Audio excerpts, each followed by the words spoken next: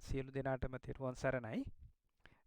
අපි මේ කරගෙන ආපු අභිධර්ම දේශනා මාලාවේ අභිධර්මයේ 27 වෙනි දවසයි අද. ඉතින් අපි දැන් මේ වෙනකොට මේ සාකච්ඡාවේ කරගෙන යන්නේ මේ චිත්ත කාණ්ඩේ තමයි. එතකොට දැන් මේ පිරිසට මතක ඇති අපි මොනවද මේ වෙනකොට කරලා තියෙන්නේ කියලා. සාමාන්‍යයෙන් මේ සිත කාමාවචර සිත, රූපාවචර සිත, අරූපාවචර සිත, ලෝකෝත්තර සිත කියලා භූමීන්ගෙන් වශයෙන් හතරකට බෙදනවා කියලා අපි කතා කරා. ඒ සිත් අතරින් මේ වෙනකොට කාමාවචර සිත් 54ත් පහුගිය අවස්ථාව වෙනකොට අපි රූපාවචර සිත් 15ත් සාකච්ඡා කරලා ඉවරයි.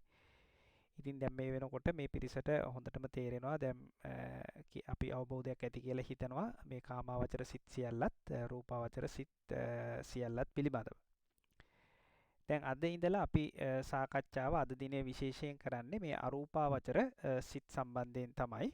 අරූපාවචර සිත් 12ක් තියෙනවා. ඊට පස්සේ අපි ඊට පස්සේ ලෝකෝත්තර සිත් ගැන සාකච්ඡාව කරනවා. ඉතින් මේ පිරිසට මතක ඇති මේ සිත් සියල්ල ගත්තාම කෙටි ක්‍රමයට සිත් 89ක් තියෙනවා, විස්තර ක්‍රමයට 121ක් තියෙනවා. ඒ ගණන වෙනස් වෙන්නේ මේ ලෝකෝත්තර සිත්වල මේ දීර්ඝ ක්‍රමයක් කෙටි ක්‍රමයක් අනුව තමයි. ඉතින් දැන් අපි අද දින සාකච්ඡා කරන්න විශේෂයෙන් බලාපොරොත්තු වෙන්නේ මේ අරූපාවචර සිත් ගැනයි.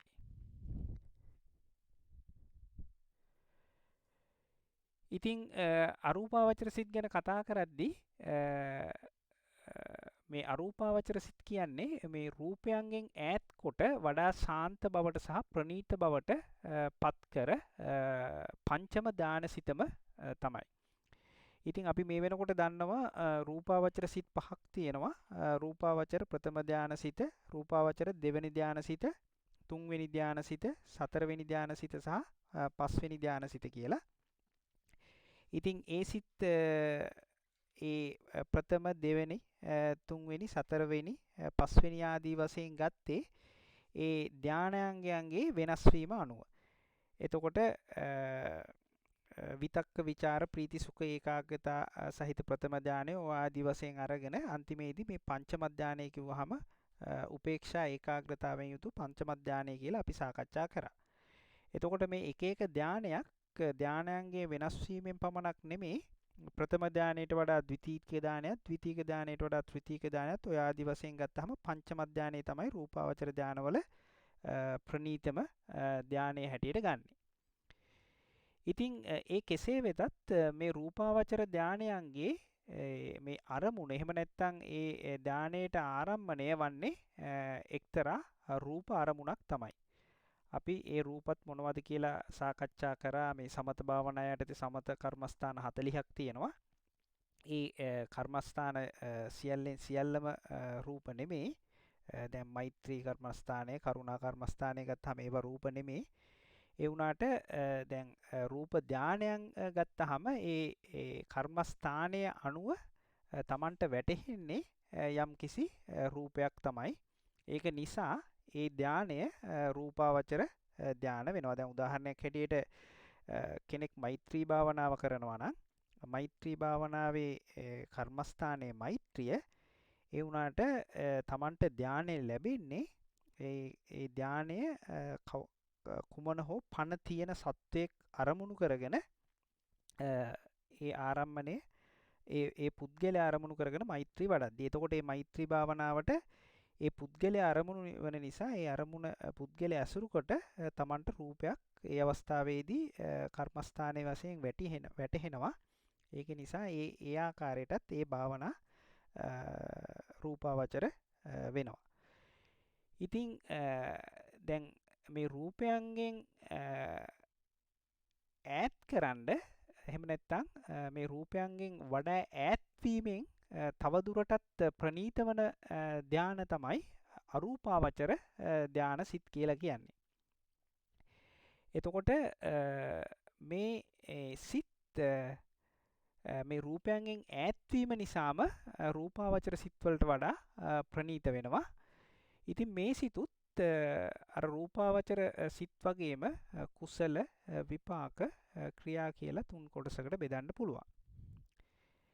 ඉතින් දැන් මෙතනදී තියෙන විශේෂත්වය තමයි මේ අරූපාවචර සිතුත් පංචම ධානයම තමයි.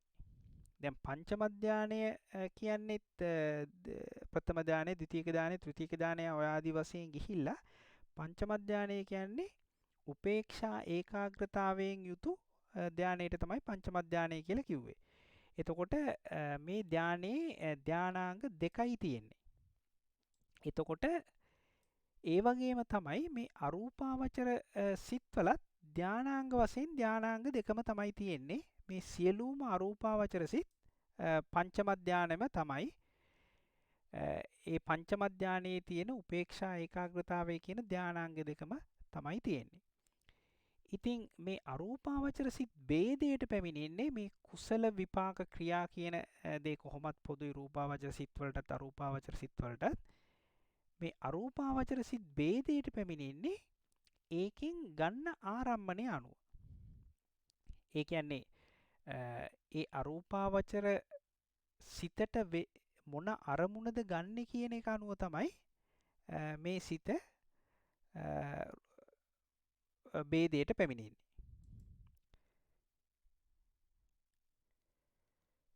ඉතින් මේ සිත ඒ ભેදය අනුව කොටස් හතරකට යෙදෙනවා. එකක් තමයි ආකාසානංචායතන සිත, දෙවෙනි සිත තමයි විඥානංචායතන සිත, තුන්වෙනි සිත තමයි ආකින්චංචායතන සිත, හතරවෙනි තමයි නේව සංඥා නාසඤ්ඤායතන සිත. ඉතින් මෙතනදී විශේෂයෙන් අපි දැනගත යුතු කාරණයක් වෙනවා මේ අරමුණු අනුව ආරම්මණයන්ගේ වශයෙන් ભેදයට පැමිණෙන එකම සිත තමයි අරූපාවචර සිත් වන්නේ.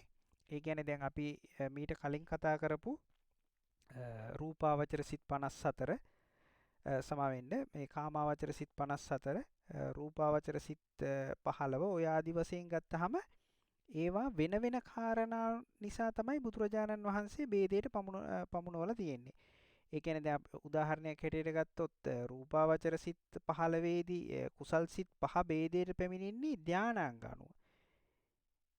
එතකොට ධානාංග අනුව තමයි ප්‍රථම ධානයේ, ද්විතීක ධානයේ, තෘතීක ධානයේ, චතුර්ථ ධානයේ, පංචම ධානයේ අනුව ඒ ආදී වශයෙන් වර්ග කරේ. ඉතින් ඒ සිත් ආරම්මන අනුව වර්ග කරා නෙමෙයි. මොකද ඒ සිත්වල ආරම්මන බොහෝ ප්‍රමාණයක් තියෙනවා. දැන් රූපාවචර ධානය ලබද්දී කර්මස්ථාන 40කින්ම ඒ සුදුසු පරිදි ඒ 40ෙන්ම ලබන්න බෑ. ඒ වුණාට ඒ සුදුසු කර්මස්ථාන වලින් රූපාවචර ධානය ලබන්න පුළුවන්. එතකොට ඒ රූපාවචර ධාන සිත්වල ආරම්මන බොහෝ ප්‍රමාණයක් තිබුණාට ඒ ආරම්මන වලින් රූපාවචර සිත් ભેදයට පැමිණෙන්නේ නැහැ. මොකද ආරම්මන විශාල ප්‍රමාණයක් තියෙන නිසා.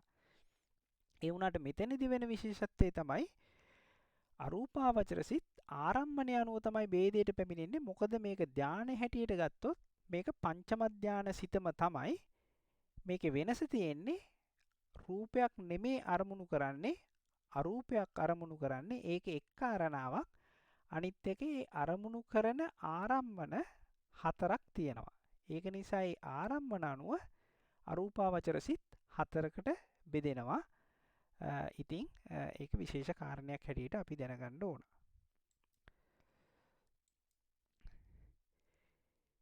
ඉතින් මේ අරූපාවචර කුසල් සිත් හතර උපදවා ගන්නේ මොන වගේ පුද්ගලයෝද කියලා කියනවා නම් මේ අරූපාවචර සිත් උපදවා ගන්න පුළුවන් වෙන්නේ පංචම ධානය උපදවා ගත්ත අයට පමණමයි.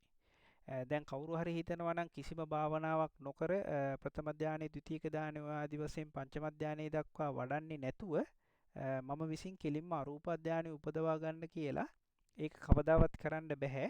ධර්මය අනුව අරූපාවචර සිත් උපදවා ගන්න පුළුවන් පංචම ධානයේ උපදවා ගත්ත අයට පමණයි. ඉතින් මේ රූපාවචර පංචම ධානයේ ලබාගත් අයගෙන් සමහරක් අය මේ රූපකය පරිහරණය කිරීමේ කරදරේ දැක රූපකය නිසාම තමයි සත්වයන් බොහෝ දුකටපත් වෙන්නේ කියලා දැනගෙන රූපකය කෙරෙහි කලකිරිලා අරූපී ආත්ම භාවයක් බලාපොරොත්තුෙන් මේ අරූප ධානය උපදවනවා. ඉතින් පින්වත්නි මේකත් මේ විශේෂ කාරණයක්. මොකද මේ දැන් මේකත් විශේෂ කාරණයක් වෙන්නේ දැන් මේ පුද්ගලයන්ගේ ප්‍රඥාව තමයි මෙතනදී බලපාන්නේ. මොකද දැන් මේ රූපාවචර ධානය, අරූපාවචර ධානය බුදුන් වහන්සේලා නැති කාලවලදී පවා මේ ප්‍රඥාවන්ත පුද්ගලයන් උපදවනවා. ඉතින් දැන් අපි ඒ ගැන විශේෂයෙන් දැනගන්න ඕන. දැන් මේ ඇතැමෙකුට මේ රූපකය පරිහරණය කිරීමේ කරදරේ දකින්නවලු. එතකොට මේ රූපකය නිසාම තමයි සත්වයෝ බොහෝ දුකටපත් වෙන්නේ කියලා මේ පුද්ගලයන්ට දැනෙනවා, තේරෙනවා. ඉතින් මේකත් විශේෂ කාරණයක්. මොකද අපි ඒ ගැන පොඩ්ඩක් හිතලා බැලුවොත් දැන් අපි මේ පන්සිල් කියලා රකින්න උත්සාහ කරන මේ සියලුම දේවල් හොඳට හිතලා බැලුවොත් සිද්ධ වෙන්නේ මේ රූපකය නිසාම තමයි. දැන් අපි පණ ඇති සතුන් මරන්නේ අපිට රූපකයක් තියෙන නිසා. අනිත් අයගේ දේවල් හොරෙන් ගන්න පුළුවන් වෙන්නේ රූපකයක් තියෙන නිසා. කාමයේ වරදවා හැසිරෙන්නේ රූපකයක් තියෙන නිසා. යම් කිසි කෙනෙක් බොරුවක් කියනවා නම් එහෙම නැත්නම් සම්ප්‍රප්පලාපයක් කියනවා නම් ඒක සිද්ධ වෙන්නේත් රූපකයක් තියෙන නිසා. යම් කිසි කෙනෙක් මේ සුරාපානය කරනවා නම් ඒක සිදු වෙන්නේත් රූපකයක් තියෙන නිසා. ඉතින් ඔය ආදී ගත්තාම මේ අපි අතින් වෙන සියලුම වැරදි සිදු වෙන්නේත් රූපකයක් තියෙන නිසා. එහෙනම් අපි මේ අපාය දෙසට ඇදගෙන යන්නේ රූපකයක් තියෙන නිසාම තමයි. ඉතින් ඒක විශේෂම කාරණයක්. ඊට පස්සේ තවත් හිතලා බැලුවොත් දැන් මේ රූපකය තියෙන නිසා තමයි අපිට ලෙඩක් හැදෙයි කියලා බය හිතෙන්නේ. දැන් මේ දවස්වල තියෙන මේ වසංගත කොරෝනා ආදී විශේෂ රෝග අපිට හැදිලා මොනවා හරි කරදරයක් වෙයි කියලා අපි බය වෙන්නේ රූපකයක් තියෙන නිසා. එහෙම නැතුව දැන් ගම් වතුරක් ඇවිල්ලා අපිව මියයි කියලා අපිට බය හිතෙන්නේ රූපකයක් තියෙන නිසා. මොකක් හරි අනතුරක් වෙලා අපිට මොනවා හරි වෙයි කියලා අපිට හිතෙන්නේ රූපකයක් තියෙන නිසා. ඉතින් මේක විශේෂ කාරණයක්. ඒකත් මේ ධර්මයේ ගැන විශේෂයෙන්ම හිතපුවාම අපිට හොඳටම තේරෙනවා. ඉතින් මේක මේ ධානය ලැබපු මේ ප්‍රඥාවන්ත පුද්ගලයන්ට තේරෙනවා. ඉතින් සමහර වෙලාවට මෙහෙම කිව්වහම සමහර විට අපිට දැනෙන්න පුළුවන්, අපිට හිතෙන්න පුළුවන් ඉතින් මේ රූපකය නැති වුනහම මොකද්ද මේ ජීවිතෙන් තියෙන වැඩේ කියලා. ඉතින් රූපකයක් නැති වුනහම අරූපී ආත්ම භාවයක් තිබුනහම ඒකෙන් තියෙන සතුට මොකක්ද කියලාත් හිතෙන්න පුළුවන්. ඉතින් ධර්මයේ කියවෙනවා එහෙම දැනෙන්නෙත් ඒ අවිද්‍යාවේ තියෙන බරපතලකම නිසාම තමයි. මොකද ඒ තරමට අපේ අවිද්‍යාව ප්‍රබලයි. ඉතින් ඒ කෙසේ වෙතත් මේ පංචම ධානයේ ලබාගත්තු ඇතැම් ප්‍රඥාවන්ත පුද්ගලයන් බුදුවරුන් පහළ නොවන කාලවලදී පවා මේ රූපකය තිබීම නිසා Tamanට මේ රූපකය පරිහරණය කිරීම නිසා සිදුවෙන කරදරේ දැකලා හිතනවලු මේ රූපකයෙන් තොරව යම්කිසි ආත්මභාවයක් ලබා ගන්න පුළුවන් නම් හොඳයි කියලා. එහෙම සිතන පුද්ගලයන් මේ පංචම ධානයේ උපදවා ගත්තයින් පස්සේ ඊට ඉහළින් තියෙන මේ අරූපාවචර ධාන කුසල් සිත් උපදවා ගන්න උත්සාහවත් වෙනවා කියලා තමයි ධර්මයේ සඳහන් වෙන්නේ. ඉතින් ඒක ධර්මයේ අනුව කියනවා නම් දැන් මේ පළමුවෙනියෙන්ම මේ අරූපාවචර ධානවල පළවෙනි සිත තමයි පළවෙනි ධානයේ තමයි ආකාසානංචායතන ධාන සිත. ඉතින් දැන් අපි කලින් කතා කරා මේක පංචම ධානය ලබාගත්තු පුද්ගලයෙකුට විතරයි ලබන්න පුළුවන් කියලා. ඉතින් කොහොමද මේ ආකාසානංචායතන කුසල් සිත ලබා ගන්න කියලා කියනවා නම් අපි අර කලින් කතා කරා වගේම මේ පංචම ධාන සිත අර වශීභාවයට පත් කරගන්න ඕන. පංච වශීතාවයට පත් කරගෙන ඊට පස්සේ මේ රූපාවචර පංච ධානයේ ලබන පුද්ගලයා ඒ මේ අරූපාවචර ධානයක් ලබන්න උත්සාහ වෙනවා නම් මේ විශේෂයෙන්ම කියනවා මේ පංචම ධානයේ ලබන්න ඕනේ අර අපි මේ වෙනකොට කතා කරන්නේ කසින 10ක් දස කසිනයක් ගැන අපි මේ වෙනකොට කතා කරලා තියෙනවා. ඒ දස කසිනේ මොකක්ද කියලා මතක් කරනවා නම් අපි දන්නවා පඨවි කසිනේ, ආපෝ කසිනේ, තේජෝ කසිනේ, වායෝ කසිනේ, නීල කසිනේ, පීත කසිනේ, ලෝහිත කසිනේ, ඕදාත කසිනේ, ආකාශ කසිනේ, ආලෝක කසිනේ කියලා කසින 10ක් තියෙනවා. අපි මේ ගැන කතා කරා. මේ කසින 10න් මේ ආකාශ කසිනේ හැර අනිත් කසින 9න් පංචම ධානයේ සිත උපදවා ගන්න ඕන කියලා ධර්මයේ සඳහන් වෙනවා. එතකොට මේ ආකාශ කසිනේ හැර අනිත් කසින 9න් තමන් කැමති කසිනයකින් මේ ධානය පංචම ධානය උපදවා ගන්නවා. ඒ පංචම ධානය උපදවාගත්තු යෝගාවචරයා ඊට පස්සේ පංචම ධානයත් වශීතාවයට පත් කරලා ඊට පස්සේ මේ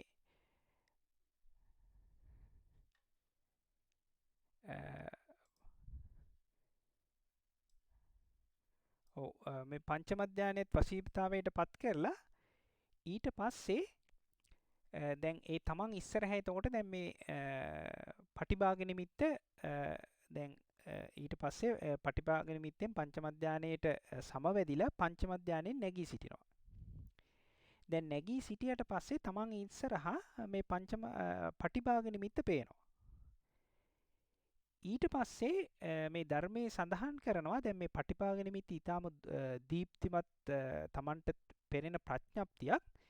ඒ පටිභාග නිමිත්ත නැතුව ඒ තැන ආකාශයේ තියෙනවා නම් කොච්චර හොඳයිද කියලා මේ යෝගාවචරය හිතනවා. ඉතින් මේක විශේෂ කාරණයක්. මොකද්ද මේ ආකාශය කියන්නේ? දැන් අපි හිතමුකෝ දැන් මේ අවස්ථාවේදී අපි මේ ධර්ම සාකච්ඡාව කර ඉන්නකොට තමන් ඉදිරියේ කොමක් හරි දෙයක් තියෙනවා. තමන්ගේ ඇස ඉදිරියේ මොනවා හරි දෙයක් තියෙනවනේ. එතකොට ඒ තමන් ඇස ඉදිරියේ පේන මොකක් හරි දෙයයි ඒ ඇසයි අතර මුකුත් නැහැනේ. එතන තියෙන්නේ අවකාශයක්. ඒ කියන්නේ එතන මුකුත් නැති බවක් තියෙන්නේ.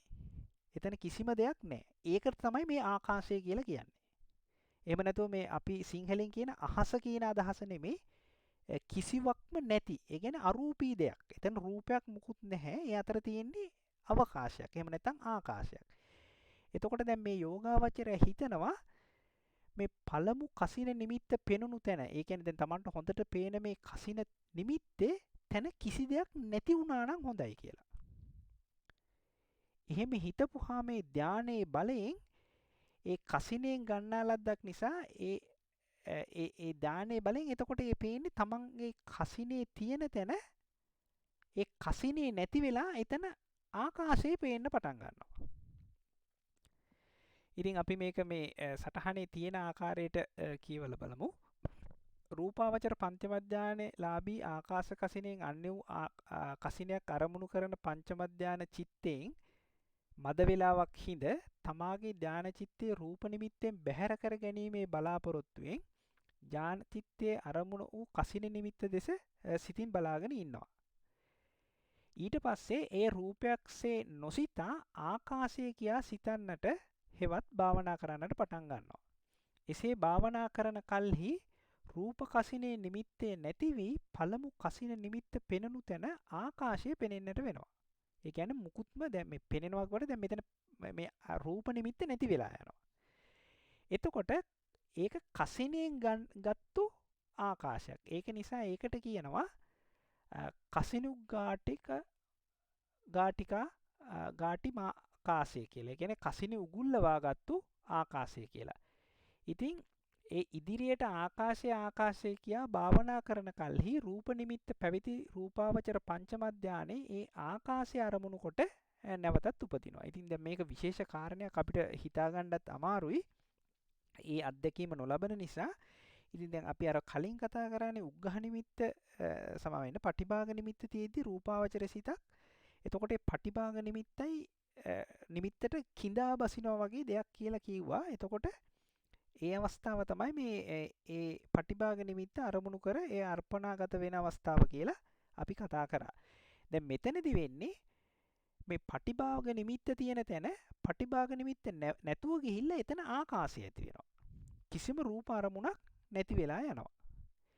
ඊට පස්සේ ඒ රූප අරමුණ ඊටාම හොඳින් අරමුණු කරලා භාවනා කරනකොට ඒ අරමුණට කිඳා බසිනවා වගේ මේ පළවෙනි අරූපාවචර කුසල් සිත එක සැරයක් එක චිත්තක්ෂණයක් අර අපි කලින් කතා කරා වගේ ඉපදෙනවා. ඉතින් ඒක තමයි මේ පළවෙනි වතාවට මේ ඇතිවෙන ආකාසංචායතන පළවෙනි කුසල් සිත. ඒක අර අපි කලින් කතා කරා වගේ මේ එකම එක චිත්තක්ෂණයයි ඇති වෙන්නේ. ඊට පස්සේ නැවත නැවතත් ඒක භාවිතා කර ගියාම චිත්තක්ෂණ කීපයක් විනාඩි 2ක් 3ක් ඔය ආදි වශයෙන් මේක ටික ටික වර්ධනය වෙනවා කියලා කියනවා. ඉතින් මේ විදිහට එසේ උපදවා ගැනීම රූපාවචර පංචම ධානයේ රූප නිමිත්තෙන් බැහැර කරලා උපදවා ගැනීමක්. ඉතින් මේ රූප නිමිත්තෙන් බැහැර කරගන ලද්ද ඒ පංචම ධානයේ සිතම තමයි පළවෙනි අරූපාවචර සිත වන්නේ. එතකොට මේක විශේෂ කාරණයක්. මේ අරූපාවචර සිත් අනිවාර්යයෙන්ම පංචම ධාන සිත්මයි. ඒකේ අරමුණ විතරයි වෙනස්. මොකක්ද අරමුණ? දැන් මේ රූපයෙන් බැහැර කරලා අරූපී අරමුණක් තමයි ගන්නෙ. මොකක්ද අරූපී අරමුණ? ආකාශය. ආකාශය කියලා කියන්නේ එතන මේ කිසිවක්ම නැති අවකාශය කියන එක. ඉතින් මෙතනදී තවත් කියනවා ඒ සිතට අරමුණ වන ආකාශය යෝගාවචරයාගේ සිතට පමණක් ඇති සැටියට දැනෙනවා මිස ඇත්තටම ඇති දෙයක් නෙමෙයි කියලා. එතකොට මොකද දැන් මේ තමන්ගේ මේ තිබුණු පටිභාග නිමිත්ත උගුලවලනේ එතන උගුලවල කියන්නේ එතන නැති කරලා එතන තමයි අවකාශය කියලා හිතන්නේ. ආකාශය කියලා හිතන්නේ. එතකොට ඒක මේ පුද්ගලයාට පමණයි පෙනෙන්නේ. ඒක ඇත්තටම තියෙන දෙයක් නෙමෙයි. ඒකින් ඒක ප්‍රඥප්තියක් කියලා විශේෂයෙන් කියනවා. ඉතින් ඒක සත්‍ය වශයෙන් නැත්තා වූ ඒ ආකාශයට පළමුවෙන් ඇතිවීම වූ මුල් කොනද නැත්තේ. නැතිවීම ඇති අන්තිම කොනද නැත්තේ. එතකොට දැන් මේ තමන්ට පේන මේ ආකාශයට මේ ආකාශය කියන එකට මේ අගක් මුණක් නැහැ. ඒක නිසා ඒකට අනන්ත ආකාශය කියලා කියනවා. මොකද දැන් මේක රූප අරමුණක් නැහැ. දැන් අපිට අගක් මුලක් පේන්නේ රූපයක් තියෙනවනන්නේ. දැන් රූපයක් අපිට දැන් මේසයක් ගන්නවා නම් මේසේ මුල පේනවා, මේසේ අග පේනවා. එතකොට මේසේ මායිම පේනවා. එතකොට දැන් මේ රූපයක් නැති අරමුණක් ගද්දී ඒකට මේ ඇති වෙන මුල් තැනක් හෝ නැති වෙන තැනක් නැහැ. එතකොට සම්පූර්ණයෙන්ම දැන් මේ රූපේ නැති බවම තමයි මේ අරමුණු කරන්නේ. එතකොට අවකාශයම තමයි අරමුණු කරන්නේ. එතකොට ඒක අනන්තයි. ඒක නිසා ඒකට අනන්ත ආකාශය කියලා කියනවා. ඉතින් අනන්ත ආකාශය අරමුණු කරන දානෙන් යුක්ත බැවින් ඒ පළමුවන අරූපාවචර කුසල් සිතට ආකාසායංචායතන කුසල් සිත කියලා කියනවා. ඉතින් මේ සිතට ඇයි මේ නම දෙන්නේ කියන එක තමයි මෙතනදී කියන්නේ. ඉතින් ආකාසානංචායතන කුසල් සිත කියන එකේ තේරුම අනන්ත ආකාශය අරමුණු කොට පවත්නා කුසල් සිත කියන එක තමයි. එතකොට මේ විදිහට තමයි මේ පළවෙනි අරූපාවචර සිත උපදවා ගන්න. කොහොමද මේ පංචම ධානයේ වශීතාවයට පත් කරලා පංච වශීතාවයට පත් කරලා ඊට පස්සේ තමන්ට පේනේ තමන් ගත්තු මේ යම්කිසි කසිනයක්. මොන කසිනයක්ද? මේ ආකාශ කසිනේ හැර අනිත් කසින 9න් එකක් තමයි ගන්න ඕනේ. මොකද මෙතන ආකාශ කසිනේ ගන්න නැත්තේ ආකාශ කසිනේ අරමුණ ආකාශයමනේ. එතකොට ආකාශ කසිනේ අරමුණ ආකාශය වුණාම ඒක අතෑරලා ආයි ආකාශය කියලා හිතන්න බැරුව යනවා. ඒක නිසා ආකාශ කසිනේ අන්‍ය අරමුණක් තමයි ගන්නෙ.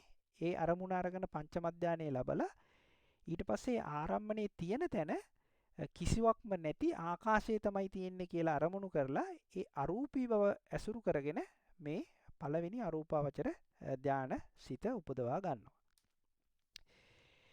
ඉතින් මේ පොඩ්ඩක් මේ විසුද්ධි මාර්ගයේ මේ ගැන එන පොඩි සටහනක් තමයි මෙතන මේ තියෙන්නේ. ඉතින් මෙතන මේ සම්පූර්ණ කොටසම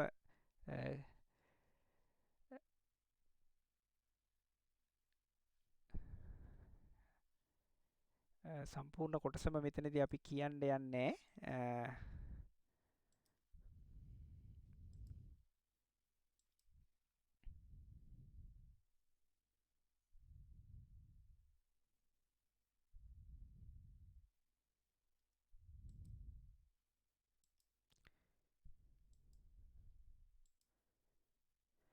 දැන් මෙතන මෙතනදී එන්නේ මේ විසුද්ධි මාර්ගයේ මේ ආකාසංචායතන කුසල් සිත ගැන තියෙන කොටසක්. මෙතන මේ මූලාශ්‍රයක් තියෙනවා. පස්සේ පුළුවන් නම් කියවන්න කියලා අපි ආරාධනා කරනවා. ඉතින් මෙතනදී මේ ඒ ගැන තියෙන උදාහරණේ පමණක් අපි මෙතනදී විස්තර කරන්න. මෙතනදී මේ කියනවා මේ අරූපාවචර සිතට එන ආරම්භණය ගැන උදාහරණයකින් කියනවා. මොකද්ද උදාහරණය? මේ අරූපාවචර ධානය උපන් කල්හි මුදුනෙහි පටන් වැසි සිවිකාදී යානයක හෝ කුඩා දොරටුවක හෝ කලයක හෝ මුඛයක් නිල් රන්වන් රතු සුදු ඈ පැහැති එක්තරා රෙදි කඩක් බැඳ බලන පුරුෂයෙක් වාත වේගයෙන් හෝ වෙන යම් කිසිවකින් හෝ රෙදි කඩ පහව ගිය කල අහසම බලමින් සිටිසේ සිටීද එසේ ඒ යෝගී තෙමේ පෙර නීල පීතාදී යම්කිසි කසිනයකින් පවත්නාගත් කසින මණ්ඩලය උපචාර දානයේ නැමැති ඇසින් බලමින් සිට ආකාශ කසිනය ආකාශයේ යන මේ පරිකර්ම මනස්කාරයෙන් වහා ඒ කසින නිමිත්ත පහව ගිය කල්හි අරූපාවචර ධානය නැමැති අහස බලමින් වාසය කෙරේ. ඉතින් මෙතනදී මේ උදාහරණයෙන් කියන්නේ මේ ධර්මයේ තියෙන මේ විසුද්ධි මාර්ගයේ එන කොටසක් මේ කියන්නේත් අර අපි කලින් කියපු දෙයම තමයි. ඒ කියන්නේ දැන් අපි හිතනවා දැන් මොකක් හරි රථයක තියෙන රෙදි කෑල්ලක්. එහෙම නැත්නම් පොඩි කුඩා දොරටුවක තියෙන රෙද්දක්. එහෙම නැත්නම් කලයක් වගේ එකක මේ කලේ මුඛය. එහෙම නැත්නම් කලේ කට වහලා තියෙන මොකක් හරි රෙද්දක්. මොන වගේ රෙද්දක්ද? නිල් රන්වන් රතු සුදු ආදී මේ කියන්නේ අර කසින මණ්ඩල වල තියෙන පාට. ඒ වගේ රෙද්දකින් මේක වහලා තියෙනවා කියලා හිතන්නකෝ. එතකොට මේක දිහා තමයි මේ පුරුෂයා බලාගෙන ඉන්නේ. එතකොට ඒක හරියට අර පටිභාග නිමිත්ත වගේ. එතකොට වෙන්නේ මේ හුලඟක් ඇවිල්ලා එකපාරට මේ රෙද්ද හුලඟට යනවා. ඒ හුලඟට ගියාට පස්සේ ඊට පස්සේ දැන් මේ රෙද්දෙන් වැහිලා තිබුණු තැන දැන් මුකුත් නැහැනේ. දැන් දොරක් තිබුණා නම් දොර රෙද්දකින් වහලා තිබුණා නම් දොර ඇරලා තිබුණු දොරක් රෙද්දකින් වැහිලා තිබිලා එකපාරට ඒ රෙද්ද හුලඟට ගියාට පස්සේ ඒ දොර තියෙන තැන මුකුත් නැහැ. එතන තියෙන්නේ ආකාශය. ඒක තමයි මේ කියන්නේ. ඒ රෙදි කඩ පහව ගිය කල අහසම බලමින් යම් සිටින්නේද? ඒ අතර තියෙන අවකාශයෙන්ම බලමින් යම් කෙනෙක් සිටින්නේද? ඒ වගේ අර තියෙන රූප අරමුණ නැතුව ගිහිල්ලා එතන ආකාශයේ ඇති වෙනවා. එතකොට ඒ ආකාශය බලාගෙන තමයි අහස කියන අරමුණෙන්ම තමයි මේ මුලදී මේ පරිකර්ම මනසිකාරය කරලා ඊට පස්සේ ඒකම නිමිත්තක් කරගෙන අරූපාවචර ධානය ලබනවා කියලා මේ ධර්මයේ සඳහන් වෙනවා. ඉතින් ඒ ගැන පැහැදිලි වෙන්න අපි මේ විසුද්ධි මාර්ගයෙන් මේ කුඩා කොටසක් අරගත්තේ මෙතන විස්තර කරන්න. ඉතින් ඔය ආකාරයට මේ පළවෙනි අරූපාවචර සිත යම්කිසි යෝගාවචරයේ මේ විදිහට උපදවා ගන්නවා. ඉතින් ඊට පස්සේ කරන්න තියෙන්නේ දැන් මේ විදිහට පළවෙනි අරූපාවචර ධානයේ සිත උපදවාගත්තු යෝගාවචරයා ඉන් පසුව මේ අරූපාවචර ධානය පංච වශීතාවයට පත් කරන්න ඕන. මොකද්ද පංච වශීතාවේ? ආවජ්ජන, සමාපජ්ජන, අදිඨාන, වුට්ටාන, පත්‍යවේක්ෂා කියන මේ පංච වශීතාවෙන් වශී කරගත්තාම මේ පුද්ගලයාට ඊට පස්සේ හැඟෙනවා මේ පළවෙනියෙන්ම උපදවාගත්තු ආකාසානංචායතන ධානසිත මේ රූපාවචර ධානසිත වලට ළඟයි. ඉතින් මේ රූපාවචර ධානසිත කියන්නේ තවත් රූප ලෝකයට ළඟ නිසා මේ තව දුරටත් මේ රූප ලෝකයෙන් අයින් වෙන්න ඕන කියලා ඊට වඩා ප්‍රනීත වූ විඥානංචායතන ධානසිත ලබන්න උත්සාහවන්ත වෙනවා කියලා ධර්මයේ සඳහන් වෙනවා.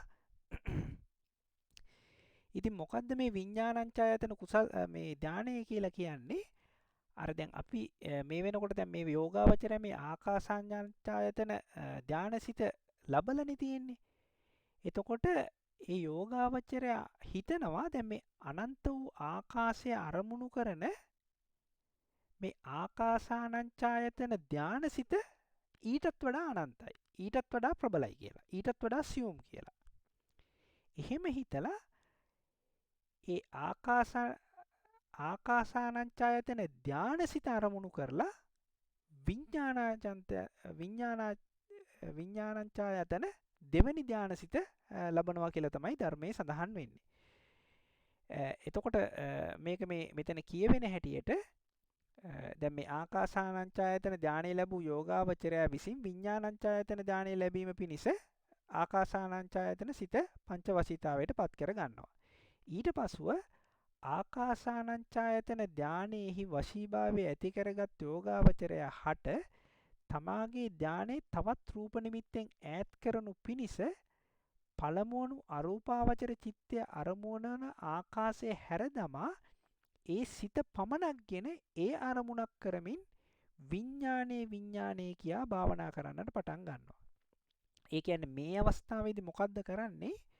අර තමන් මීට කලින් ලැබපු අරූපාවචර ධානසිත තමයි අරමුණු කරන්නේ.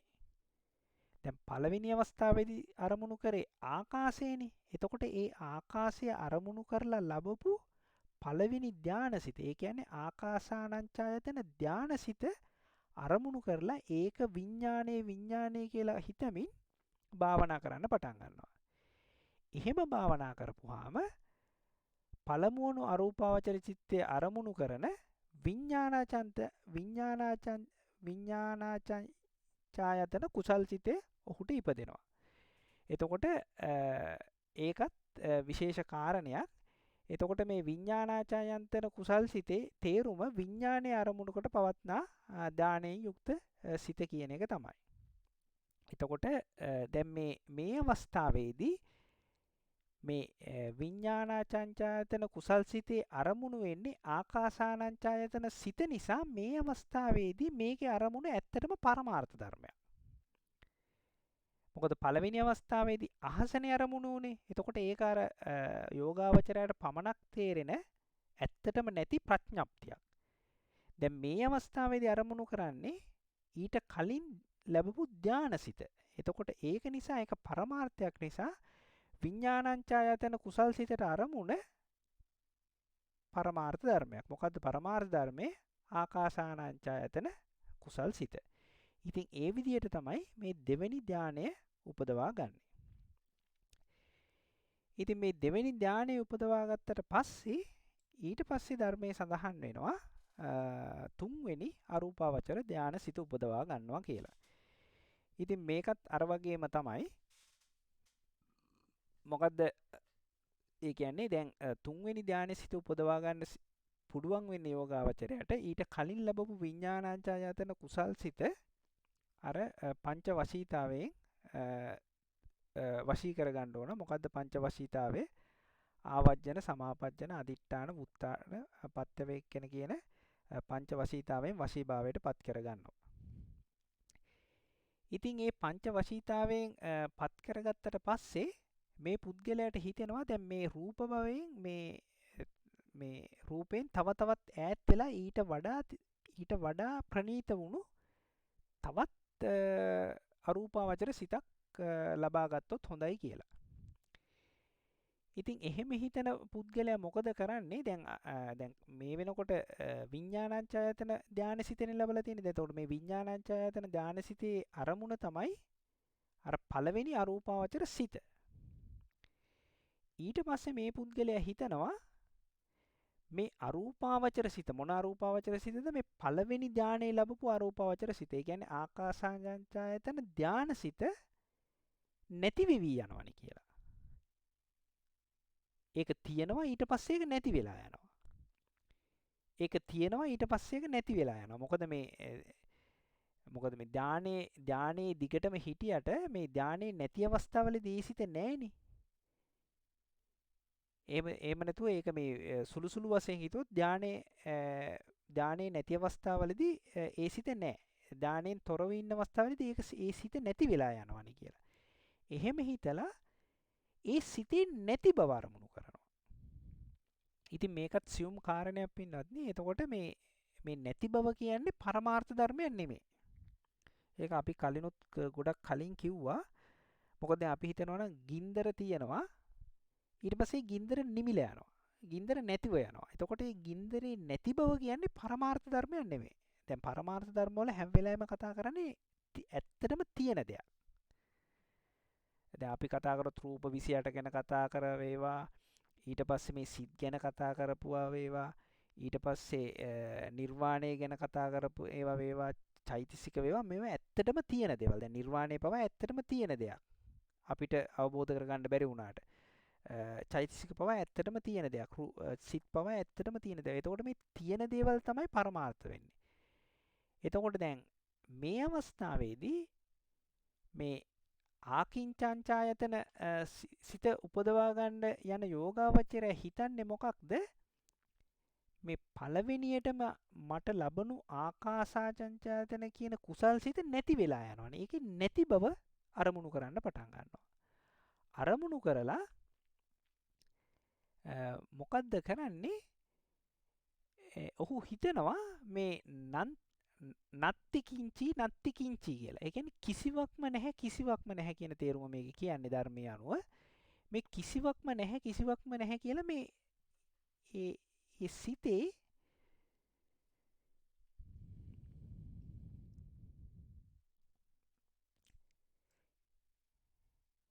සිතේ මේ නැතිවීම ගැන හිතමින් භාවනාව කරනවා. එතකොට එසේ කරනකොට මේ පළවෙනි අරූපාවචර චිත්තේ නැතිවීම බව අරමුණු කරමින් කරන භාවනාව නිසා තුන්වෙනි අරූපාධ්‍යාන සිත උපදිනවා. ඉතින්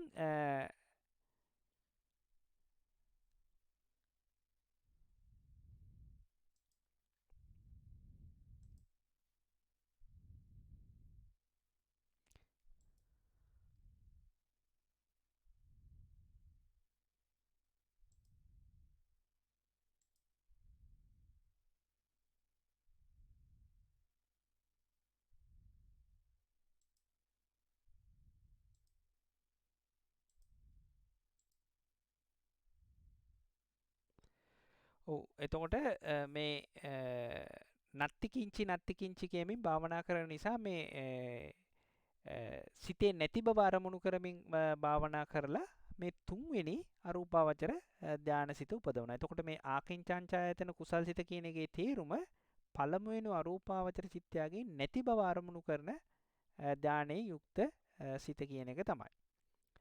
එතකොට මේ ආකාරයට තමයි මේ තුන්වෙනි අරූපාවචර සිත ලබන්නේ. ඊට පස්සේ හතරවෙනි අරූපාවචර සිත. ඒ කියන්නේ නේව සංඥා නා සංචායතන කුසල් සිත උපදවා ගන්න කරන්න ඕනේ. මීට කලින් ලබාගත්තු තුන්වෙනි අරූපාවචර සිත. ඒ කියන්නේ ආකින්චංචායතන ධාන සිත පංච වසීතාවයට පත් කර ගන්නවා. ඊට පස්සේ ඒ පංච වසීතාවයට පත් කරගත්තට පස්සේ මේ පුද්ගලයා හිතනවා දැන් මේ තුන්වෙනි ධානසිත මේ නෑ කිව්වට මේ ඇත්තටම නෑම නෙමෙයි කියලා. ඒ කියන්නේ දැන් නැත්තම් ඉතින් තේරෙන්න විදිහක් නෑනේ. ඒක නිසා මේක මේ නෑම නෙමෙයි කියලා හිතනවා. ඉතින් මෙතනදී මේ ධර්මයේ කියන අනුවම අපි කතා කරනවා නම් මේ ආකින්චායතන ධානයේ වශීභාවය ඇති කරගත් යෝගාවචරයට සතරවන අරූපාවචර ධානයේ ලැබුණු පිණිස තමා ලබා සිටින තුන්වෙනි අරූප ධානයෙන් චිත්තේගෙන මේ ශාන්තය මේ ප්‍රණීතය කියා භාවනා කරන්න පටන් ගන්නවා. එතකොට දැන් මේ තුන්වෙනි සිත මේ අතිශයින්ම ප්‍රණීතයි. අතිශයින්ම ශාන්තයි කියමින් ඒ කියන්නේ ඒක ඒ තරමට ශාන්තයි ප්‍රණීතයි කියලා මේ එතකොට මේ තුන්වෙනි ධානසිත තමයි අරගෙන භාවනා කරන්න පටන් ගන්නෙ. ඒ භාවනාවෙන් තුන්වන අරූප ධාන චිත්තය අරමුණු කොට සතරවන අරූප ධාන චිත්තේ උපදී. එතකොට දැන් මේ අවස්ථාවේදී ආයමත් අරමුණු කරන්නේ පරමාර්ථ ධර්මයක්. මොකද්ද පරමාර්ථ ධර්මය? තුන්වෙනි අරූප ධාන සිත තමයි අරමුණු කරන්නේ. ඒ කියන්නේ ආකින්චංචායතන සිත තමයි අරමුණු කරන්නේ. ඒ සිත ඊටාම සියුම් ඊටාම ප්‍රණීත සිතක් කියලා ඒ සිත ගැන හිතමින් ඊළඟ අරූප ධාන සිතට පත් වෙනවා. එහෙම හිතලා සතරවන අරූප ධාන චිත්තේ උපදිනවා. ඒ සියුම් කමින් අග තැම්පත් සිතයි. එතකොට මේ හතරවෙනි අරූපාවචර ධාන සිත තමයි සියුම් කමින් අග තැම්පත් සිත වෙන්නේ. ඉතින් දැන් අපි පොඩ්ඩක් ආයෙමත් මතක් කරලා බලනවා මේ අරූපාවචර සිත් උපදවා ගද්දී මොකද්ද අරමුණු කරේ? එතකොට මේ අරූපාවචර ධාන සිත් සියල්ලම ධාන හැටියට ගත්තොත් පංචම ධාන සිත්ම තමයි. මොකද්ද පංචම ධානය කියන්නේ? උපේක්ෂා ඒකාග්‍රතාවයෙන් යුත් සිත්ම තමයි. අරමුණු පමණයි වෙනස් වෙන්නේ. අරමුණු මොනවාද? අරූප අරමුණු. රූපයක් නැති අරමුණු. මොකද්ද පළවෙනි අරූපාවචර සිත? ආකාශය තමයි අරමුණු කරේ. මොකද කොහොමද ආකාශය ලබා ගත්තේ? තමන් කර කර හිටපු පටිභාග නිමිත්ත උගුලවලා එතන ආකාශය තියෙනවා කියලා ඒක අරමුණු කරලා පළවෙනි ආකාස සංචායතන කුසල්සිත උපදවා ගත්තා. ඊට පස්සේ දෙවනි අරූපාවචර සිත උපදවා ගද්දී ඒ ආකාස සංචායතන කුසල්සිත අරමුණු කරලා දෙවෙනි අරූපාවචර කුසල්සිත උපදවා ගත්තා විඥානංචායතන කුසල්සිත. මොකද ඒකට අරමුණු කරේ අර පළවෙනි සිතේ පළවෙනි අරූප සිත. ඊට පස්සේ තුන්වෙනි අරූපාවචර සිත උපදවා ගන්න යද්දී ඒ කලින්ම තමන් ලබාගත්තු ආකාස සංඥායතන කුසල් සිතින් නැතිවීම අරමුණු කරලා තුන්වෙනි අරූපාවචර සිත උපදවා ගත්තා. ඊට පස්සේ තුන්වෙනි අරූපාවචර සිත උපදවා ගත්තු පුද්ගලයා මේ සිත ඊටාම ප්‍රණීතයි, මේ සිත ඊටාම සියුම් කියලා මේ ඒකේ තියෙන ප්‍රණීත බව මේ ශාන්ත බවම අරමුණු කරලා ඒ තුන්වෙනි ආකින්චාංචායතන කුසල් සිත අරමුණු කරමින් හතරවෙනි අරූප ධානය ලබනවා. එතකොට ඒ හතරවෙනි ධානයට කියනවා නේව සංඥා නා සංඥායතන කුසල් සිත කියලා. ඉතින් ඒකට ධර්මයේ සඳහන් වෙනවා ඒ සිත තමයිලු මේ ලෝකේ පහළ වෙන්න පුළුවන් සියුම්ම සිත. ඒ සියුම්කමින් අගතැන්පත් සිතයි. ඒට වඩා සියුම් තවත් සිතක් ඇත්තේ නැත. සිතක් නැත්තේ. එහි සියුම්කම කොතරම්ද කියතොත් ඒ සිතින් යුක්තව වෙසෙන යෝගාවචරය හට සිතක් ඇතුව විසුවාද සිතක් තොරව විසුවාද කියලා දැන ගැනීමට තරම් අපහසුයි කියලා ධර්මයේ සඳහන් වෙනවා. ඉතින් ඊතා සියුම් බැවින් ඒ සතරවන අරූපාවචර චිත්තේට නේව සංඥා නා සංඥායතන කුසල් සිත කියලා කියනවා කියලා සඳහන් වෙනවා. ඉතින් මේ නේව සංඥා නා සංඥායතන කුසල් කිත කියන එකේ තේරුම සංඥාවක් ඇත්තේත් නැත්තේත් නැති තරමට සියුම් කියන කුසල් සිත කියන තේරුමයි. ඉතින් මේ ආකාරයට තමයි මේ හතරවෙනි අරූපාවචර කුසල් සිත උපදවා ගන්න. ඉතින් මේක තමයි මේ ලෝකයේ තියෙන යම්කිසි කෙනෙකුට උපදවා ගන්න පුළුවන් ඊ타ම සියුම් කුසල් සිත.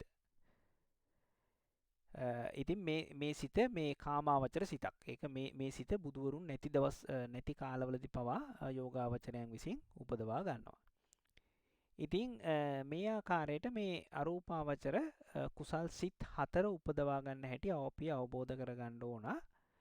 ඉතින් තවත් මේ විශේෂ කාරණයක් හැටියට කියනවා නම් ඉතින් මේ රූපාවචර ධාන සිත් 4 ඒ කියන්නේ මේ සූත්‍ර ක්‍රමයේ අභිධර්ම ක්‍රමයේ කියලා අපි දැන් මේ වෙනකොට හොඳටම දන්නවා. මේ සූත්‍ර ක්‍රමයේ හැටියට තියෙන රූපාවචර ධාන සිත් 4යි අභිධර්ම ක්‍රමයේ තමයි 5ක් තියෙන්නේ. මේක අපි පහුගිය අවස්ථාවලදී සාකච්ඡා කරා. එතකොට මේ රූපාවචර ධාන සිත් 4ටයි මේ දැන් සාකච්ඡා කරපු අරූපාවචර ධාන සිත් 4ටයි අෂ්ට සමාපatti කියලා කියනවා. අපි මේක බොහෝ විට ධර්මයේ අහලා තියෙනවා. මේ අෂ්ට සමාපත්තිලාභී රහතන් වහන්සේලා ඔය ආදි වශයෙන්. එතකොට ඒක තමයි මේ අෂ්ට සමාපatti කියලා කියන්නේ. එතකොට මේ අෂ්ට සමාපatti තියෙන පුද්ගලයන් බුදුවරුන් නැති පාළදී පවා පහළ වෙනවා. එතකොට මේ සුද්ධෝදන රජතුමාගේ ඒ ගුරුවරයා මේ අසිත තවුසනේ ඒ කාලේදී බුදුවරුන් පවා නැති වෙද්දී එතකොට ඒ ගුරුවරයා පවා මේ අෂ්ට සමාපatti ලාභී තවුසෙක්. ඒ ධර්මයේ සඳහන් වෙනවා මේ දිවා කාලේ ආහාර අරගෙන දිව්‍ය ලෝකෙට තමයි යන්නේ විවේක ගන්න. ඉතින් ඒ ආකාරයට මේ අෂ්ට සමාපත්තිලාභී අර්ධිමත් තාපසයෙක් ඒ දවස්වල. ඉතින් ඔය ආකාරයට අපි මේ අරූපාවචර කුසල් සිත් 4 අවබෝධ කරගන්න ඕන.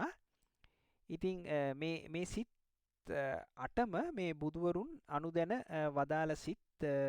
මොකද මේ සිත් 8න් යුතුව ජීවත් වෙද්දී හැම වෙලාවෙදිම මේ අකුසල් සිත් පහළ වෙන්නේ නැතුව විස්කම්බන වශයෙන් ඒ තුලින් මිදිලා අකුසල් සිත් පහළ නොවීම ජීවත් වෙන්න පුළුවන් නිසා බුදුවරුන් මේ සමාපatti අනුදැන වදාරනවා. ඉතින් ඒක විශේෂ කාරණයක්. ඉතින් මේ අෂ්ට සමාපත්තිය ගැන කියද්දී මේ තවත් මේ ධර්මයේ සඳහන් වෙන පොඩි කාරණයක් මේ දැන ගැනීම පිණිස කියන්න අපි අදහස් කරා. අපි දන්නවා මේ බුදුරජාණන් වහන්සේගේ මේ පිරිනිවන් මංචකයේදී උන්වහන්සේ මේ අෂ්ට සමාපatti වලට කොයි ආකාරයටද පිරිනිවන් පාන මොහොතේ සමවැදුනේ කියලා මේ ධර්මයේ සඳහන් වෙනවා. දැන් අපි සමහර විට මේ පිරිස මේ පින්නතුන් අහලත් ඇති මේ සඳහනක් කරනවා මේ බුදුරජාණන් වහන්සේට මේ පිරිනිවන් පාන්න කලින් දුන්නු මේ සූකර මද්දව කියන දාණය සහ බුදුරජාණන් වහන්සේ බුදු වීමට පළමුව දුණු මේ සුජාතා ඒ සිටු දියණිය විසින් ඒ පූජා කරපු කිරුපිණි දානයත් එක හා සමාන ආනිසංස තියෙනවා කියලා. ඉතින් ඒ ආනිසංස කතාවේදී ඇයි එක හා සමාන ආනිසංස තියෙන්නේ කියලා කියද්දි එතනදී සඳහන් වෙනවා මේ කාරණා දෙකේදීම එක හා සමාන ආනිසංස තියෙන්නේ මේ බුදුරජාණන් වහන්සේ එක හා සමාන ධානයන්ට සමවැදුණු නිසා කියලා මේ සඳහනක් වෙනවා. මේක මේ මිලින්ද ප්‍රශ්නයේ තියෙන එක සඳහනක් අපිට මතක් වුණු වෙලාවේදී මේ කියන්නේ. මොකද මේ මිලින්ද ප්‍රශ්නයේදී මිලින්ද රජතුමා මේ ප්‍රශ්නය අහනවා මේ ඇයි මේ බුදු වෙන්න කලින් දුන්නු දානයත් පරිනිර්වාණයට කලින් දුන්නු දානයත් එක හා සමාන ආනිසංස තියෙන්නේ ඇයි කියලා කිව්වහම මේ නාගසේන මහරහතන් වහන්සේගේ පිළිතුරු තමයි මේ එක ආකාරයට මේ බුදුරජාණන් වහන්සේ ධානවලට සමවදින්න පුළුවන් උනේ මේ දුන්නු දානේ නිසා කියලා. මොකද ඒකේ අර ශරීරයට අවශ්‍ය ශක්තිය ඒ ආකාරයට ලැබුණු නිසා ඒ කාරණයෙන් මේ දාන දෙකම එක හා සමාන ආනිසංස තියෙනවා කියලා මේ නාගසේන මහ රහතන් වහන්සේ මිලින්ද රජතුමාට පිළිතුරු දෙනවා. ඉතින් බුදුරජාණන් වහන්සේ බුදු වෙන්න කලිනුත් අනන්ත අප්‍රමාණ දානවලට සමවැදිලා තමයි ඒ ආකාරයට බුදු වුණේ. ඉතින් මේ පිරිනිවන් පාන මොහොතේ මේ උන්වහන්සේ කොහොමද මේ අෂ්ට සමාපත්තීන්ට සමවැදුනේ කියලා මේ ධර්මයේ මේ ආකාරයට සඳහන් වෙනවා. ඉතින් මේ බුදුරජාණන් වහන්සේ මේ පිරිනිවන් පාන අවසාන මොහොතේ මේ සියලුම භික්ෂුන් වහන්සේලා අමතලා ඒ වෙලාවේ මේ සියලුම භික්ෂුන් වහන්සේලාට අවසාන වශයෙන් අවවාදය දෙනවා.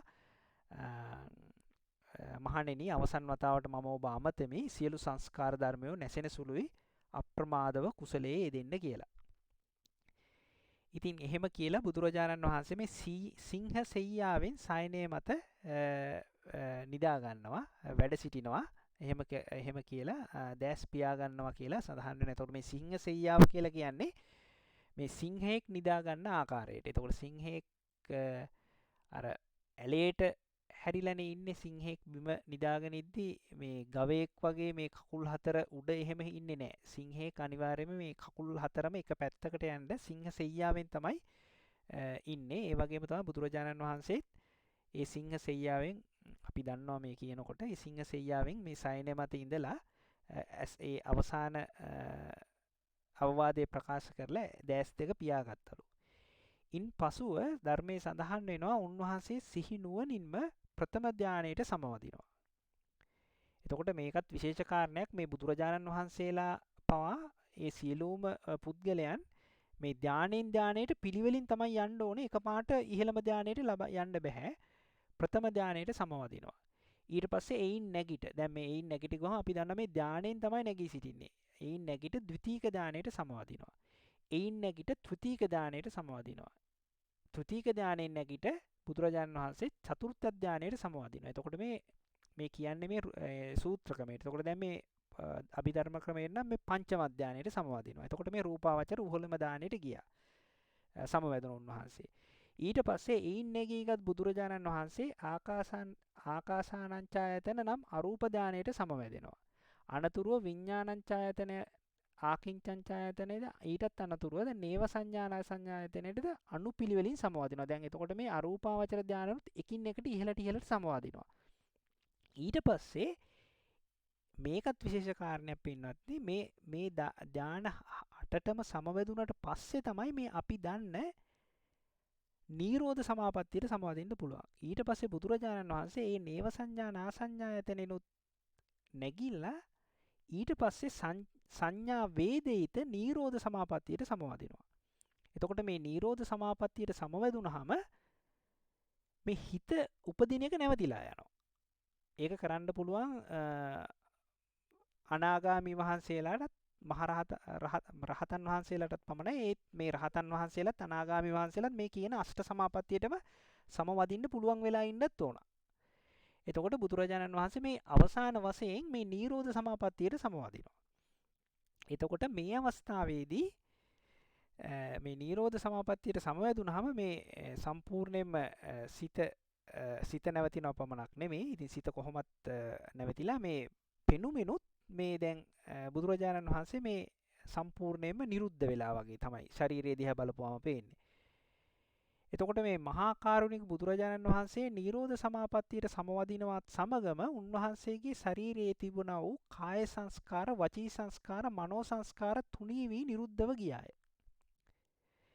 එතකොට මෙතන මෙන්න මෙතනදී මේ වචන තුන පාවිච්චි කරන්නේ මොකටද කියලා විශේෂයෙන්ම දැනගන්න. මේ කාය සංස්කාර, වචී සංස්කාර, මනෝ සංස්කාර කියන දේ වෙන තැන්වල වෙන අදහසකුනුත් සඳහන් වෙනවා. දැන් මේ අපි කලින් මෙතනදී කියන දේ විස්තර කරන්න. කාය සංස්කාර කියලා කියන්නේ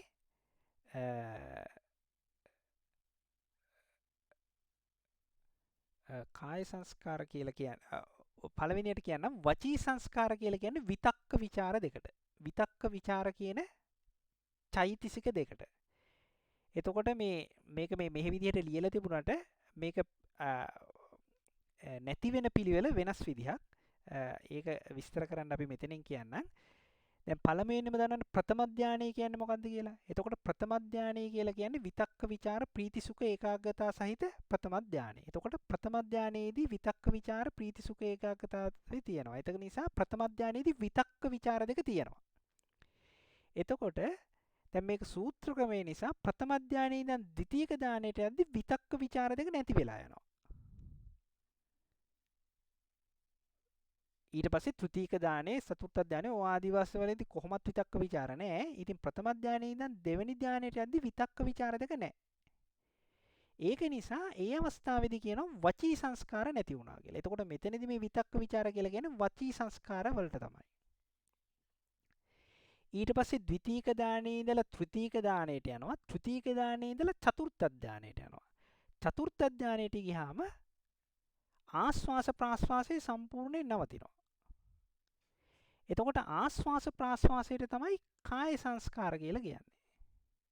එතකොට මොකද්ද වචී සංස්කාර කියලා කියන්නේ විතක්ක ਵਿਚාර දෙකට. එතකොට විතක්ක ਵਿਚාර දෙක නැතුව යන්නේ ප්‍රථම ධානයේ ඉඳන් ද්විතීක ධානයට යද්දී. එතකොට වචී සංස්කාර නැති වෙනවා. ඊට පස්සේ හතරත් ඒක ඊට පස්සේ දිගටම නෑ. ඊට පස්සේ තුන්වෙනි ධානයේ ඉඳන් හතරවෙනි ධානයට යද්දී ආස්වාස ප්‍රාස්වාස දෙක නවතිනවා. එතකොට කියනවා කාය සංස්කාර නැවතුණා කියලා. ඊට පස්සේ ඒ කියන්නේ හතරවෙනි ධානයේ ඉඳන් ඉහළට කොහොමත් කාය සංස්කාර නැහැ. එතකොට අරූපාවචර ධානවලදී කොහොමත් හුස්ම ගන්නෙ නැහැ. ඊට පස්සේ අරූපාවචර ධානවල ඉහළම ධානයේ තියෙන නේව සංඥා නාසඤ්ඤායතනේ ඉඳන් නිරෝධ සමාපත්තියට ගිය ගාම හිත වැඩ කරන එකක් නැතුව යනවා. හිත උපදින්නෙම නැහැ. කිසිම හිතක් උපදින්නේ නැහැ. එතකොට මනෝ සංස්කාරත් නැති වෙලා යනවා. ඒක තමයි මේ කියද්දි මේ විදිහට කියනවා ශරීරේ මේ කියන පිළිවෙල වෙනස් වුණාට කාය සංස්කාර, වචී සංස්කාර, මනෝ සංස්කාර තුනී වී නිරුද්ධ වී ගියාය. එතකොට මේක තමයි මෙතනදී මේ කාය සංස්කාර, වචී සංස්කාර, මනෝ සංස්කාර කියලා කියන්නේ. ඉතින් මීට අමතරව මේ පිරිස අපි මතක තියාගන්න ඕන කාය සංස්කාර කියනවා කයෙන් කරන පින්පව් වලට. වචී සංස්කාර කියනවා වචනයෙන් කරන පින්පව් වලට. මනෝ සංස්කාර කියනවා මනසින් කරන පින්පව් වලට. එතකොට මෙතනදී ඒක පටලවා ගන්න හොඳ නැහැ. ඉතින් ඒ ආකාරයට තුනී වෙලා ගිහලා දැන් මේ ආස්වාස ප්‍රාස්වාසයේ පමණක් නොවේ හිතුත් ඇති වෙනක නැවතිලා දැන් මේ බැලු බැල්මට මේ කාටවත් මේක තේරෙන්නේ නැහැ. මේ විශේෂ අර්ධමුතුන්ට පමණයි තේරෙන්නේ. එතකොට එසන වැඩ හිටපු මේ ආනන්ද හාමුදුරුවන් අනේ මහා කාරුණික මගේ බුදුරජාණන් වහන්සේ පිරිනිවන් පෑවා යනුවෙන් කියා හඬන්නට පටන් ගන්නවා. එතකොට දැන් ආනන්ද ස්වාමීන් වහන්සේ මේ වෙනකොට සෝවාන් වෙලා විතරයි ඉන්නේ. උන්වහන්සේට තේරෙන්නේ නැහැ දැන් මේ බුදුරජාණන් වහන්සේ මේ නිරෝධ සමාපත්තියට තමයි සමවැදුනේ කියලා. එතකොට දැන් මෙතන අනුරුද්ධ මහරහතන් වහන්සේ උන්වහන්සේ මහා බලවත් රහතන් වහන්සේ නමක්. උන්වහන්සේ දන්නවා දැන් මේ බුදුරජාණන් වහන්සේ නිරෝධ සමාපත්තියට තමයි සමවැදුනේ කියලා උන්වහන්සේ ඒ වෙලාවේදී කියනවා නෑ නෑ බුදුරජාණන් වහන්සේ තාම පිරිනිවන් පෑවේ නෑ. බුදුරජාණන් වහන්සේ මේ දැන් නිරෝධ සමාපත්තියට තමයි සමවැදිලා ඉන්නේ කියලා කියනවා. ඊට පස්සේ බුදුරජාණන් වහන්සේ නිරෝධ සමාපත්තියේ නැගී ඉඳලා දැන් ආයමත් පිළිවෙලින් උඩ ඉඳන් පහළට ඒ සමාපත් වලින් පහලින් පහළට එනවා. මොකද නිරෝධ සමාපත්තියෙන් ඉඳලා නේව සංඥා නා සංඥායතනෙට ඊට පස්සේ ආකින්චාංචායතනෙ ඊට පස්සේ විඥානංචායතනෙට ඊටින් නැගී සිට ආකාසඤ්ඤායතනෙට ඔය ආදී අරූපාවතර ධාන හතරට පැමිණිලා ඉන්පසු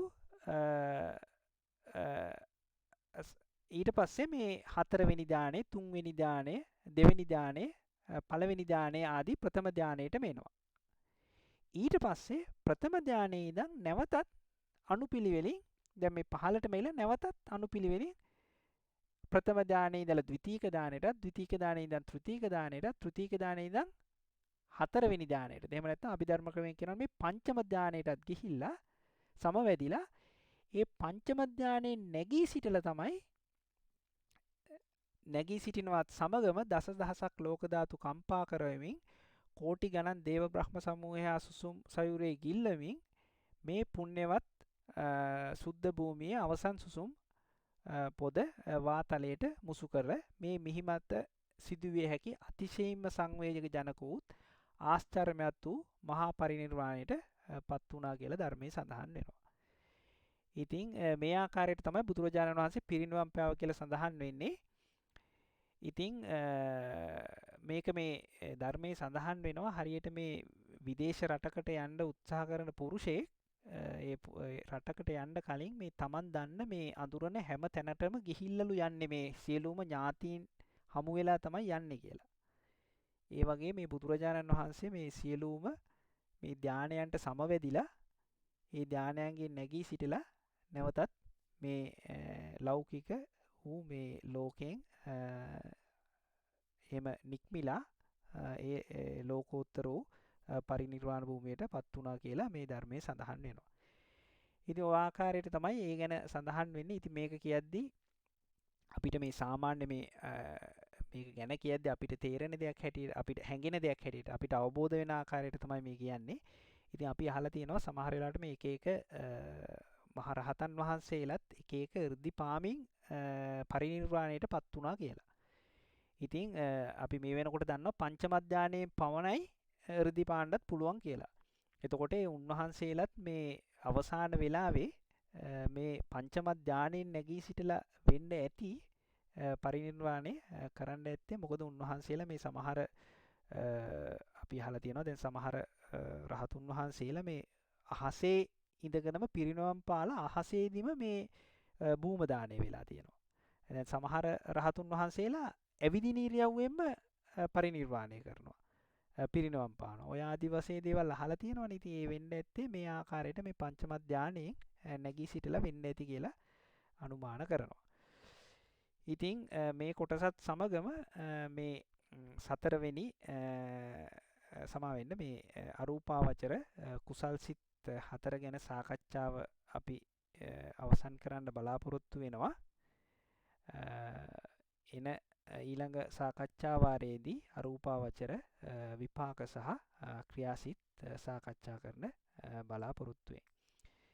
ඉතින් අද දින සහභාගී වූ සහ දායකත්වයේ දක්වපු සියලු දෙනාට හදපිරි පුණ්‍යානුමෝදනාව කරමින් අද දින සාකච්ඡාව අපි මෙතනින් අවසන් කරනවා. සියලු දෙනාටම තෙරුවන් සරණයි.